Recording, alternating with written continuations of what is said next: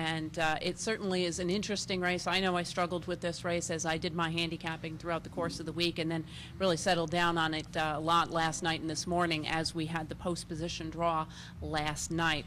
And I figure we probably best start our discussion of this year's Preakness, as we typically do, by taking a little look at the Kentucky Derby winner and getting a feel for how our panelists feel about his Kentucky Derby victory, if it's something that he could move forward on or if it's something that he might regress off of. We'll start on the far end of the table. And Tom, your opinion of Street Sense's win and whether or not it sets him up to move forward or back. Well, Street Sense's win, as everyone knows, was a perfect trip win. Calvin Burrell took him to the inside, and like Moses parting the waves, the field pretty much stayed off the rail.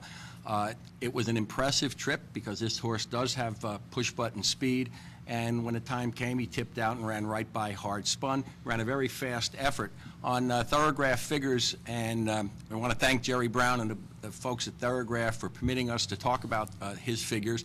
On Thoroughgraph figures, Street Sense matched his 2-year-old top, which is a very fast figure.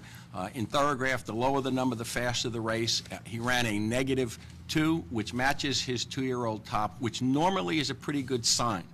It means a horse is continuing to develop and has not been hurt by running big efforts. I'm looking for Street Sense to either pair up this effort, because I think it was a solid effort, or perhaps regress off this effort, but a slight regression may be good enough to win. I think Street Sense is a legitimate horse and is the most likely winner. Anthony? Well, for me, the two biggest moments in Street Sense's career, he has been perfectly prepared. He has moved forward and won the two biggest races of his generation without any question.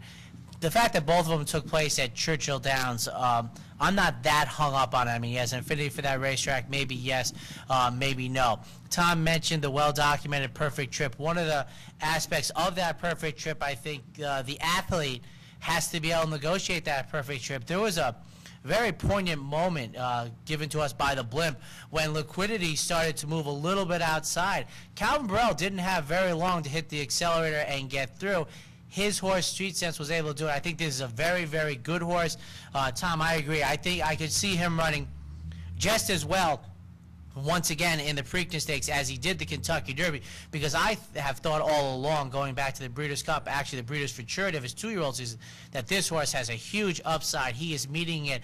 I do not expect him to regress. If he does run as well as he did in the Kentucky Derby, you know, one of the other two horses that I'm going to talk about a lot, I think has the opportunity to move forward enough, as I thought Street Sense would out of the Bluegrass into the Kentucky Derby. I think, you know, a horse such as Curlin could move forward off his Kentucky Derby, put him right in the mix.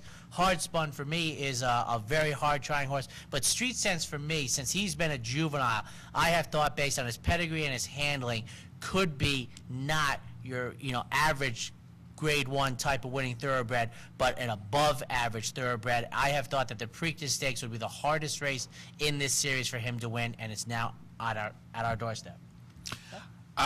I think if you're going to take a stand against Street Sense or Hard Spun, the way they came out of the Derby, you have to factor in one of two things or both. Street Sense and Hard Spun will have to regress, or the others will have to step up. I think the new shooters all would have to step up to beat these two. Now, if you look at Street Sense and Hard Spun, one thing that struck me over the past couple of weeks, there was 2 or 3 or 4 articles out there that said these horses, Street Sense and Hard Spun, were kind of the anti-fresh horses. There's the fresh school of training, and then there's the toughness that these guys had. And I'm not sure that's really true when you look at Street Sense and Hard Spun. I think there may be hybrids. Street Sense certainly has some old school training. He got started early last year as a 2-year-old, so he had some good 2-year-old foundation. But you look at his 3-year-old campaign, he came into the Derby with only 2 prep races. You look at Hard Spun certainly had that hard work right before the Derby, the week before the Derby, so maybe that was a little bit old school. But other than Circular Key, Hard Spun had the longest layoff going into the Kentucky Derby. So I think both of these horses actually, as opposed to being the anti-fresh, I think they actually are fairly fresh horses, even with the Derby under their belts right now. So I don't see any reason why they should show some regression in the Preakness. So I'm looking for both of those two to run well, and I think off of the Kentucky Derby, they are the ones to beat because, as I said, I don't think the new shooters shooters in here really have enough. There's no Bernardini in here. Bernardini last year came in 3 races under his belt, was showing nice improvement in each of those races, and he was coming off a nice win in the Withers. I don't think you have a horse coming in with that much potential in this year's Preakness Stakes. And one of the other big topics of conversation, obviously, Street Sense, a lot of people have called a horse for the course. His 2 big races, obviously, both coming at Churchill Downs. But the other advantage that he had at Churchill Downs is he's got a real rider for the course in Calvin Burrell, who I think has raised his level of status significantly since his Derby win, and I think it is very much well-earned. But the question I have for our panel is, does the Calvin Burrell factor become the Mario Pino factor when we head over to Pimlico? As obviously Mario Pino is the old pro riding at Pimlico. He's a Maryland mainstay for many years. At the age of 48, I would have to say that not only was this his first Derby, but I mean it was an outstanding performance that really suddenly put him into the limelight. Is there the chance that Pino will actually help with a home turf advantage this weekend as opposed to a couple of weeks back? Seth, any opinion on the Pino factor? I think that's definitely a check mark, a positive check mark for Hardspun. There was quotes in the newspapers the last couple of days where Burrell admitted, I have the advantage at Churchill. Pino's going to have the advantage at Pimlico. Pino said the same thing. I'm not that familiar with Churchill, but get me to Pimlico, and I know right where to make my move on that track. So I'm going to put that as a check mark, as a positive for Hardspun. But it's not a big positive for me when you're talking about veteran riders. If we were talking about a young rider who's maybe fresh into big races like this, it'd be a little bit more of a factor for me. But these are guys who both have a real resume under their belts, and so it's not as much of a factor. Again, a little bit of a check mark in the positive for me for Hardspun, but not enough to really sway my thinking too much.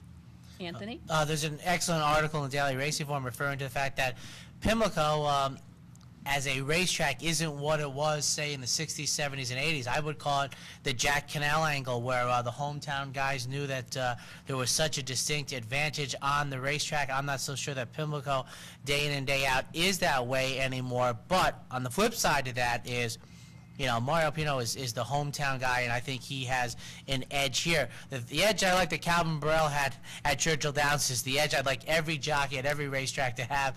When the horses were all going down the straightaway, instead of getting caught 4 or 5 wide, he simply pulled the reins back to let him go by to drop down and save ground. That's the advantage I like. Tom?